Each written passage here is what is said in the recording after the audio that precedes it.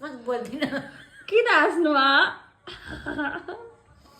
ए मेरो मेसिन बन्द हुन्छ म बोल्दिनँ उति झन् के गर्नुभएको यो मेरो कारखाना हो यो ए के गर्नुभएको भन्नु न दाँत छैन नि मकै थिचेर खान्छु ए बटोलिया मकै पाइँदो रहेछ नि चैते माछा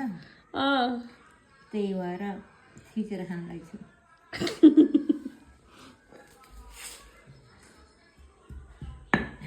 हाम्रा अब जाडोमा बल्ल छर्ने बेला हुँदैछ बटोलिया मकै चैतामा पाकिसके त्यही भएर म थिचेर पनि खानु परेन दाँत नभए नि पर मिठो भयो मिठो त हुन्छ नि अब मकै खाइरहेको थाहा छैन र थाहा छ